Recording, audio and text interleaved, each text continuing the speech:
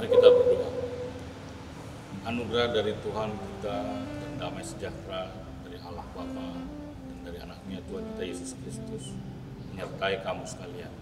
Amin. Bapak Ibu yang dikasihi Tuhan kita Yesus Kristus, renungan harian untuk hari Sabtu tanggal 29 Januari diambil dari Efesus 1 ayat 11. Aku katakan di dalam Kristus, karena di dalam Dialah kami mendapat bagian yang dijanjikan. Kami yang dari semula ditentukan untuk menerima bagian itu sesuai dengan maksud Allah yang di dalam segala sesuatu bekerja menurut keputusan kehendaknya. Bapak Ibu yang dikasihi Tuhan kita Yesus Kristus, di tahun 2020 tercatat bahwa jumlah penduduk Indonesia mencapai 273,5 juta. Dari jumlah penduduk tersebut tercatat 23,5 juta penduduk Indonesia yang beragama Kristen. Meskipun 16,5 juta yang mengikuti ajaran Kristen, 7 juta orang lainnya mengikuti ajaran Katolik.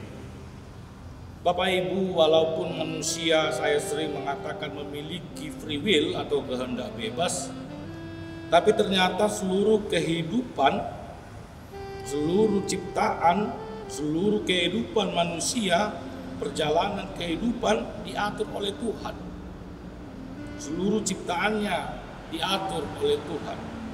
Kita dapat melihat dari 273,5 juta penduduk Indonesia, ternyata yang diatur oleh Tuhan sebanyak 23,5 jumlah penduduk Indonesia yang ditentukan menjadi Kristen.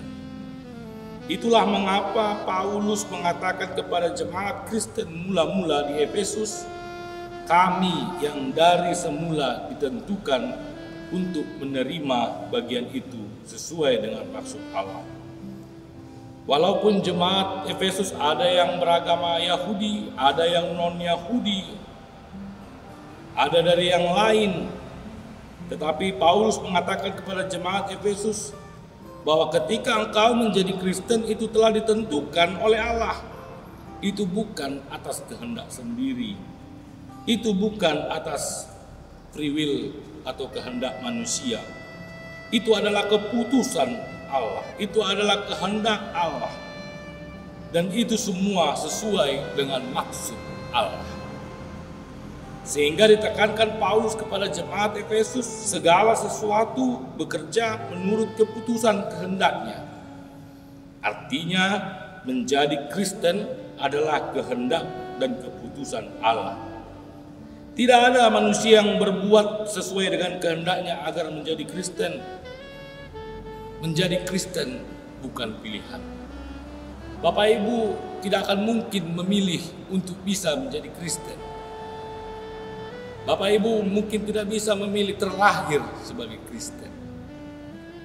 Tetapi itu adalah hak prerogatif Allah menentukan Bapak Ibu menjadi Kristen. Itu bukan keputusan Anda, bukan keputusan Bapak Ibu menjadi Kristen. Dan tadi saya katakan itu menjadi Kristen bukan pilihan, tetapi hak prerogatif Allah. Dan Allah memiliki waktu sendiri kapan seseorang ditentukan menjadi Kristen, sesuai dengan kehendak dan keputusannya.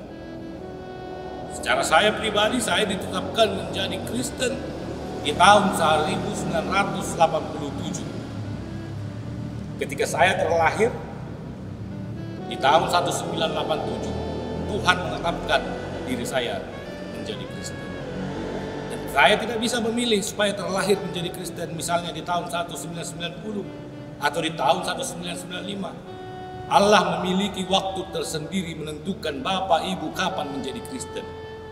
Oleh sebab itu mari kita merenung sejak kapan Bapak Ibu ditentukan dan diputuskan Allah menjadi Kristen.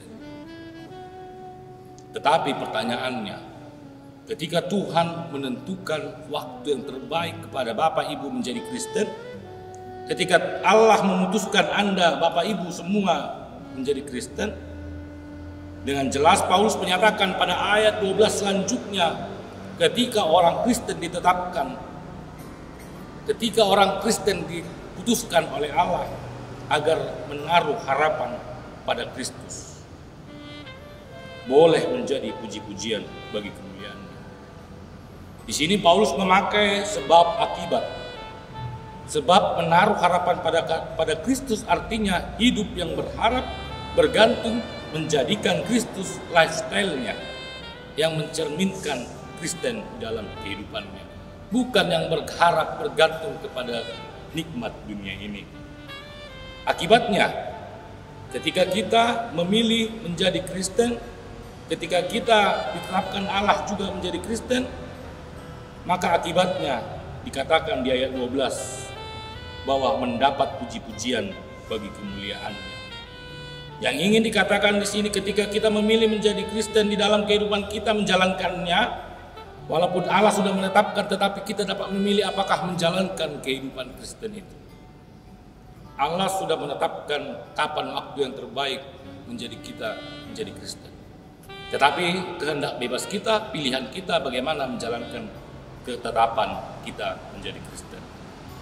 Sehingga pertanyaannya, apakah hidup kekristenan Bapak Ibu menjadi batu sandungan bagi lingkungan kita? Atau melalui hidup Bapak Ibu nama Allah termuliakan? Oleh sebab itu Bapak Ibu yang dikasihi oleh Tuhan kita Yesus Kristus, melalui iman kepercayaan kita, melalui iman harapan kita bergantung kepada Tuhan, dan di dalam perbuatan yang mencerminkan iman kita yang berbuah itu, maka orang dapat melihat iman kita. Sehingga nama Allah termuliakan melalui pikiran yang kita lontarkan, melalui perbuatan yang kita lakukan, melalui perkataan yang kita keluarkan. Bapak Ibu yang dikasihi oleh Tuhan kita Yesus Kristus, tetap mematuhi protokol kesehatan. Rajin mencuci tangan, jangan lupa memakai masker, dan menjauhi kerumunan. Tuhan Yesus memberkati. Amin. Mari kita berdoa. Terima kasih ya Tuhan, kami mendapatkan berkat dan hikmat yang begitu besar melalui firman-Mu pada hari ini. Engkau menetapkan kami menjadi Kristen. Melalui firman-Mu ini kami diajarkan, dididik ketika kami menjadi Kristen, bukan Kristen yang pasif, tetapi melalui kekristenan kami, melalui iman kami, Nama-Mu termuliakan melalui hidup dan perbuatan kami. Oleh sebab itu Bapa yang dalam bertahta dalam kerajaan surga, ajarkan kami agar kami tetap setia di dalam kekristenan kami, agar kami tetap berpengharapan di dalam kekristenan kami, sehingga kami dapat menjadikan hidup kami Kristen yang berkualitas. Inilah doa yang kami panjatkan melalui anak-Mu Tuhan kami Yesus Kristus, Juru Selamat kami yang hidup. Amin. Anugerah dari Tuhan kita Yesus Kristus dan kasih setia dari Allah Bapa, persekutuan Roh Kudus menyertai Bapak Ibu sekalian. Amin.